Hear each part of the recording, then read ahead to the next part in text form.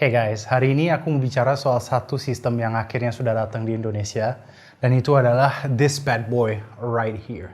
And damn, it is big. Dan aku nggak mau buat kayak video unboxing seperti gitu, soalnya yang udah lakukan seperti gitu udah banyak di YouTube.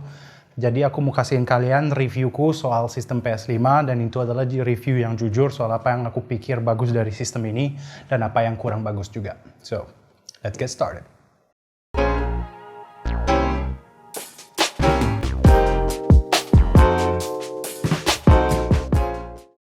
Oke, pertama sebelum aku mulai soal desainnya, aku mau ngomongin soal size-nya dulu, soalnya ini bener-bener sistem yang big boy sekali. Kalau aku mau compare size-nya PS5 dengan PS4 ku, dan aku juga pakai PS4 Pro, jadi udah lebih tebal dari PS4 yang biasa, ini bener-bener sistemnya jauh lebih gede. Biasanya orang pas baru masuk ke rumahku, mereka datang ke ruang TV, mereka langsung akan ngenotice konsolnya ada di sebelah TV gitu. Dan size-nya lebih gede dari apa yang aku suka, soalnya biasanya aku suka tidurin konsolnya di bawah TV, seperti aku buatin di PS4 ku ini. Cuman masalahnya pas aku naruhin PS5 sayangnya nggak muat, jadi aku harus berdiriin dan taruhin di sebelah TV. Actually it's not that bad, kayaknya memang lebih bagus juga diberdiriin karena kelihatannya juga lebih keren, kayak cocok dan memang dibuatin biar bisa diberdiriin gitu. Terus untuk desainnya, pertama kali pas aku ngeliat PS5 reveal eventnya di Twitch, pas mereka lagi buat announcement kemarin, aku pikir nggak begitu suka apa desain PS5-nya, kelihatannya agak aneh gitu. Tapi sekarang aku punya mesinnya di depan mataku, aku liatin udah beberapa hari aku main dan taruhin di sebelah TV, dan aku juga pikir, it's not bad at all, kelihatannya futuristic dan tidak seperti konsol gaming, tapi seperti kayak mesin dari masa depan gitu, dan adanya di sebelah TV ku, dan it actually looks not bad at all. Dan aku juga seneng Sony gantiin warnanya ke warna putih, walaupun agak aneh soalnya dulu PS3, PS4 warnanya hitam dan Xbox warnanya putih, terus mereka sekarang hitam, dan sekarang Sony dari hitam ganti ke putih, jadi mereka kayak nge-switch gitu. Tapi aku jauh lebih suka warna ini, soalnya kelihatannya jauh lebih kayak lebih clean gitu. Finishingnya super bagus, kelihatannya super premium.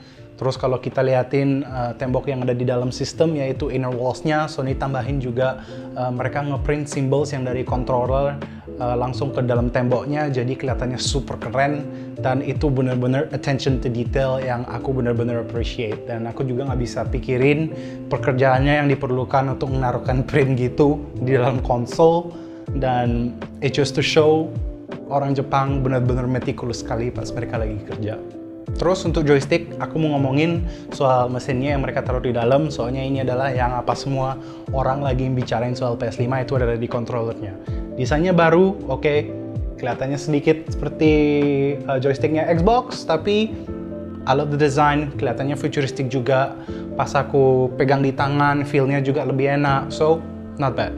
Tapi yang aku benar-benar mau bicarain di joystick itu adalah rotor system yang mereka taruh di dalam, haptic feedback-nya, dan ada satu di trigger buttons-nya, dan yang satu yang seperti biasa, yang di bawahnya yang muter-muter, cuman sekarang levelnya kayak lebih tinggi gitu. Jadi salah satu sistem yang mereka taruhin dalam joystick itu adalah adaptive trigger di tombol L2 dan R2, dan Sony masukin rotor di dalam biar sensasinya super precise, jadi programmer game bisa ngesetting tenaga yang diperlukan untuk mencet kedua tombol ini biar terasanya lebih realistik seperti gitu. Kalau kalian belum sempat nonton videonya, ada satu orang di YouTube yang ngeluarin video soal Call of Duty Cold War kayaknya, dan dia ngetes semua senjata-senjata yang berbeda dengan controller PS5, and it's pretty cool. Untuk semua yang mau nonton videonya full, aku taruhin di link di deskripsi di bawah. Tapi mekanisme yang satunya, dan ini adalah yang semua orang lagi ngomongin di internet, dan itu adalah haptic feedback-nya yang ada di dalam yang ngasihin kayak vibrasi yang lebih realistik gitu. Jadi kontrolnya pas lagi main game akan goyang-goyang dan gemeter seperti dulu juga. Cuman sekarang seperti adaptive triggernya, caranya joysticknya akan gemeter lebih precise juga. Jadi kalau mau programmernya bisa gantiin sesuai karakter atau sesuai apapun yang kita bisa buatin pas kita lagi main game gitu. Jadi kalau kita lagi jalan di atas besi atau mungkin jalan di pasir seperti gitu, sensasinya beda setiap kali. Nah, pertama kali pas aku main game di PS5, aku mainnya Spider-Man Miles Morales. Dan dari menit pertama aku main di Spider-Man, aku udah bisa rasain sensasi barunya. Pas Miles lagi di dalam kereta subway, kalau keretanya lagi lebih cepat atau lebih lambat, atau kalau kena speed bump juga, kita bisa rasain gemeteran joysticknya agak lebih realistik. Cuman aku pikirinnya nggak begitu kayak gila gitu lah. Kayak dikit aja sensasinya oke, lebih bagus, tapi nggak begitu revolutionary juga. Dan itu karena sebenarnya Spider-Man Miles Morales itu adalah game yang dibuat untuk PS4, terus tiba-tiba programmernya ngedelay gamenya, terus mereka keluarin untuk PS5, dan makanya kita harus update 40 GB, soalnya gamenya di patch untuk PS5. Jadi setelah itu aku masuk ke dalam Astro's Playroom, dan di sini aku bener-bener bisa rasain perbedaan dalam haptic feedbacknya, karena Sony bener-bener nge-setting semua sensasi di dalam game ini sesuai apa yang mereka mau untuk controllernya. Jadi kalau antara kita lagi lari atau mungkin jalan di atas besi, di atas pasir atau di atas kayu, itu gemeterannya bedanya cuma sedikit aja, tapi masih terasa berbeda gitu antara semua tempatnya. Dan kalau kita tambahin juga audio yang keluar dari controllernya, mereka tambahin bunyi bunyi kaki kalau lagi jalan seperti gitu. Dan kalau kita kombinasi keduanya, antara controller feedbacknya, antara bunyi dari audio, bunyi dari TV dari gamenya, dan juga main di 4K, dan itu juga bagus. Dan kombinasi keempat elemen ini bener-bener buatin experience yang menurutku jauh lebih immersive. Dan setelah aku main Astro's Playroom, aku benar-benar mengerti apa yang semua orang bicarain soal ini adalah sistem yang revolutionary gitu. Karena sekali lagi bukan haptic feedbacknya sendiri yang revolutionary, tapi mix dari audio dan dari haptic feedback dan juga dari experience pas kita lagi main game. Dan semuanya itu benar-benar membuatin user experience yang benar-benar mulus. Aku juga benar-benar kayak looking forward untuk apa game developer bisa lakukan in the future, soalnya ini benar-benar sistem yang baru. Sebelum PS5 ini tidak pernah dilakukan sebelumnya, tapi sayangnya paling game yang dibuatin untuk lebih dari satu platform. Jadi misalnya kayak Warzone, mereka keluarnya di Xbox, di PS5, dan juga di PC. Dan untuk semua game yang besar gitu yang membuatin game untuk lebih dari satu platform, paling sistem rotorsnya tidak akan secanggih yang ditaruh di Astro's Playroom, tapi at least kalau developer untuk semua game eksklusif PS5 ya, Uncharted, game-game Naughty Dogs dan seperti gitu, kalau mereka benar-benar bisa main-main dengan sistem haptic feedback baru ini, kayaknya kita bisa dapat sesuatu yang lumayan spesial. Soalnya pikiranku di sini, Sony membuat sesuatu yang lumayan spesial, dan semoga mereka bisa make the most out of it. Dan sekarang kita akan liatin performance. Konsolnya quiet, super quiet. Kecuali pas baru dinyalain, aku bener-bener nggak pernah dengerin PS5-nya sama sekali, walaupun aku ngegame berjam-jam. Nice. Sony masukin di dalam liquid metal untuk thermal paste-nya. Pertama aku pikirin itu agak bahaya, tapi it works really well. Dan ini cukup surprising menurutku, soalnya kalau kita liatin specs-nya yang mereka masukin di dalam PS5, specs-nya itu lumayan canggih. PS5 itu pakai CPU AMD yang Zen 2, jadi itu adalah sama dengan CPU yang Ryzen series 3000. Arsitektur GPU adalah RDNA 2, dan ini adalah arsitektur yang sama yang di dalam GPU baru AMD yang series RX 6000. Dan ini mereka juga pakai sistem Ray Tracing. Untuk yang belum tahu, sistem Ray Tracing itu adalah teknologi baru yang dikeluarin Nvidia tahun lalu, dan itu soal cahaya dan semua lampu-lampu yang di dalam game biar kelihatannya lebih natural dan juga bisa mental gitu. Jadi pas aku nyalain Fidelity Mode di Miles Morales, dia pakai sistem Ray Tracing-nya, dan memang sih walaupun gamenya cuma 30 fps pas lagi pakai Ray Tracing, gamenya tapi kelihatannya jauh lebih bagus. Semua lampu yang berwarna berbeda-beda yang di Times Square dan semua cahayanya juga kelihatannya jauh lebih natural dan lebih bagus juga. Terus seperti kalian bisa lihat di sini, apa yang saya liatin di depan pas saya muter dan liatin di kacanya gedung ini, refleksinya akan langsung refleksi yang real time. Jadi apa yang saya lihat di kaca sama dengan apa yang di belakang karakterku.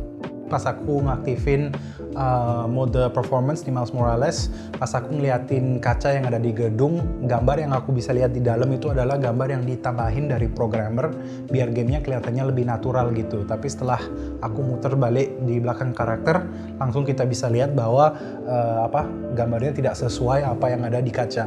Tapi terus terang, kalau kita pakai performance mode, FPS-nya jauh lebih tinggi dan gamenya nge-run pakai 60 FPS. Dan benar-benar setelah berapa tahun kita main di PS4 pakai 30 FPS, itu rasanya kayak bener-bener refreshing gitu untuk finally main 60 FPS di game di konsol gitu. Dan spek yang terakhir yang aku mau ngomongin itu adalah SSD-nya yang ada di dalam, karena Sony pakai SSD yang NVMe. Nah, itu adalah SSD yang baru dan katanya read and write speed-nya bisa naik sampai di atas 5 GB per second. Dan walaupun itu NVMe, itu tetap cepat sekali. Dan dari pertama kali PS5-nya nyala, aku langsung bisa rasain kecepatan itu. User experience-nya mulus sekali dan super cepat. Apapun yang aku mau akses, atau kalau mau nge-launch game, nge-switch game, masuk ke dalam setting, atau juga masuk ke dalam PS Store. Seperti banyak orang tahu, dulu PS Store itu pusing banget makainya.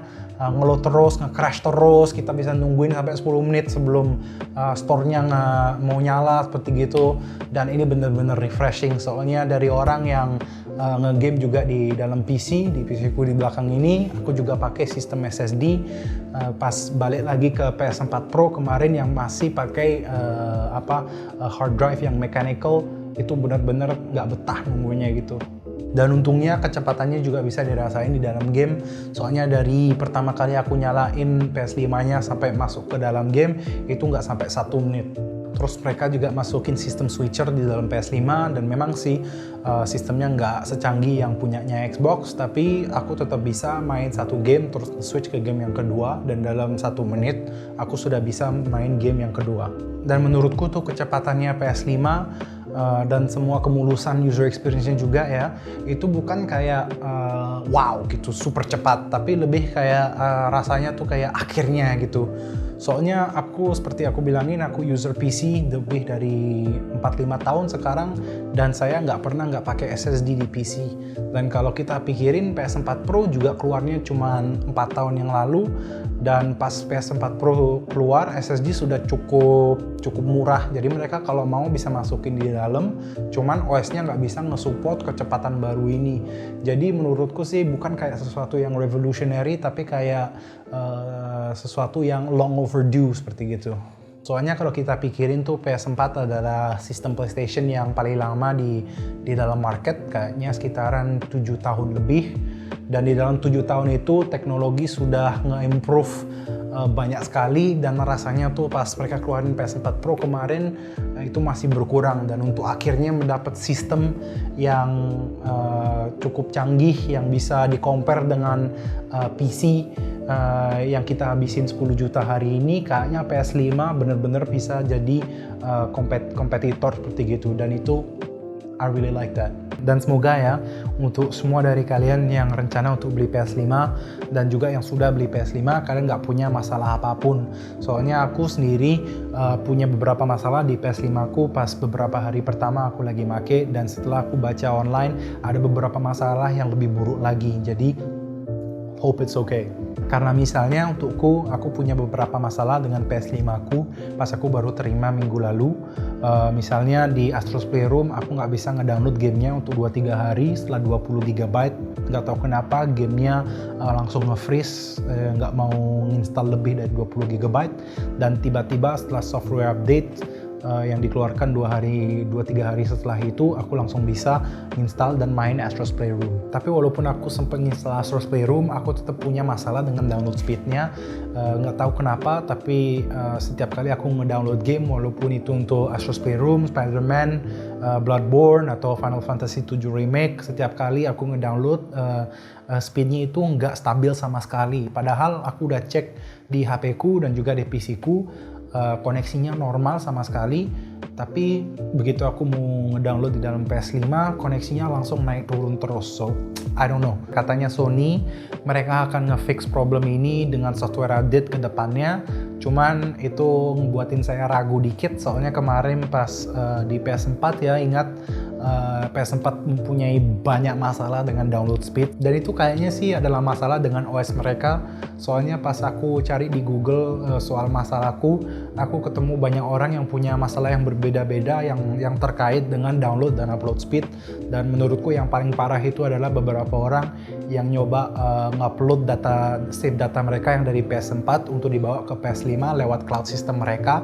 Cuman nggak tahu kenapa untuk banyak orang, ratusan orang, mereka nggak bisa ngupload, ngetransfer data mereka ke PS5 mereka. Sampai ada kasus untuk beberapa orang data mereka sampai hilang.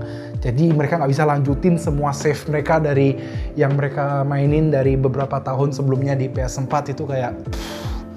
Jadi untuk aku sih untuk sementara masih belum ngetransfer data apapun, soalnya aku ketakutan. Aku akan nungguin kata-kata dari Sony, announcement dari mereka kalau mereka sudah buat software update untuk nge-fix semua problem ini. Soalnya aku bener-bener nggak mau ngehilangin semua save aku yang dari 7 tahun. Tapi aku bener-bener nggak ngerti ya, gimana sih Sony bisa ngeluarin PS5 dan tetap mempunyai banyak masalah yang gawat seperti gitu. Soalnya kalau kita pikirin ini adalah sistem yang sebenarnya harus next gen, lebih canggih dan baru seperti gitu. Tapi pas baru dirilis punya banyak masalah seperti ini yang bener-bener gawat ya. Apalagi karena kalau kita pikirin salah satu fitur yang tertarik di PS5 itu adalah retro compatibility. Jadi itu adalah untuk semua yang tidak tahu, kita bisa main game PS4 kita di dalam PS5 kita. Seperti kalian lihat tadi, aku main PS4 gameku, Bloodborne, dan juga Final Fantasy Remake 7 itu adalah game yang aku bawa dari PS4 ku ke dalam PS5 ku. Tapi kalau kita mempunyai masalah seperti ini dan kita tidak bisa ngupload sampai ngehilangin semua save file kita dari dulu, itu bener-bener kayak disappointed banget pokoknya. But anyways, ini adalah semua masalah yang bisa di-fix dari Sony dengan software update. Jadi semoga mereka akan lakukan ini secepat mungkinnya, karena sebentar lagi ada banyak game yang besar yang akan keluar seperti Cyberpunk. Ini adalah game yang akan dioptimisasi untuk PS5 dan masih ada banyak game kedepannya lagi yang akan keluar. Jadi semoga mereka akan nge-fix cepatnya mungkin. Dan sebelum aku nge-wrap up hari ini, aku mau bicarain soal satu fitur lagi di PS5 yang benar-benar kacau menurutku. Soalnya ini tidak bisa di-fix dengan software update. Dan itu adalah kalau kita mau install satu game di PS5, kita perlu mempunyai storage space 2 kali dari size game. Apa yang maksud saya dari itu adalah ini. Kalau kita mau install game yang 100 GB, kita harus punya 200 GB yang free, dan baru gamenya bisa diinstal. Ini adalah masalah yang sama di PS4, dan selama 7 tahun setiap orang mau komplain soal fitur ini, dan sekarang fiturnya ada lagi di dalam PS5. Gak ngerti deh. Pertama kali pas aku ngeliatin spec sheet-nya PS5, aku lihat bahwa SSD-nya cuma 825 GB. Walaupun mereka bilang mereka menaruhin SSD yang 1 TB. Jadi aku pikirin, oh oke, not bad. Mereka naruhinnya cuma 825 GB karena itu sudah termasuk OS-nya, dan itu paling mereka makanin dari 1 TB-nya sedikit biar kita tidak punya masalah dengan instalasi game yang seperti ini. Tetapi bukan, karena pas kita lihat ke dalam 825 GB itu masih belum termasuk OS-nya. Jadi kenyataannya kita cuma mendapat 680 GB sekitaran di segituan, dan di atas itu kita masih punya masalah storage, masalah instalasi storage ini. Dan memang sih ada banyak yang akan bilang PS5 itu punya expansion slot di belakang. Dan betul, PS5 punya expansion slot di belakang, jadi kita bisa dapat lebih dari 680 GB. Tapi kalau kita pikir, ini adalah konsol yang sudah 8-9 jutaan, dan di atas itu kalau kita mau beli SSD 1 TB yang NVMe ya, jadi yang masih punya kecepatan yang hampir sama dari PS5, itu minimal akan 1,6 atau 1,8 juta. Dan itu masih belum tertentu sudah kompatibel dengan PS5, soalnya katanya Sony tidak semua SSD NVMe akan kompatibel dengan PS5. Jadi kemungkinan akan lebih dari 2 juta untuk 1 TB. Tapi at least tidak seperti Xbox, kita nggak perlu beli expandable storage-nya langsung dari mereka.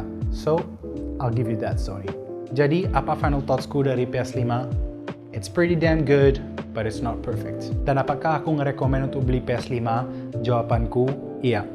Kalau kalian lagi nyari mesin gaming di bawah 10 juta yang lumayan canggih, PS5 itu adalah tetap option yang sangat bagus. Tapi kalau bisa, tunggu aja sedikit sampai semua masalah ini sudah di-fix dari Sony, dan juga sampai harga di Indonesia sudah turun sedikit. Karena untuk sementara, karena terus terang, kalau kita ngeluarin uang sebanyak ini untuk entertainment system, ya jelas ekspektasi kita untuk mendapat user experience yang mulus. Tapi itu mungkin aku aja yang mikir seperti gitu. So, let me know what you guys think. Hope you guys enjoyed it. Like and subscribe, and thanks for watching.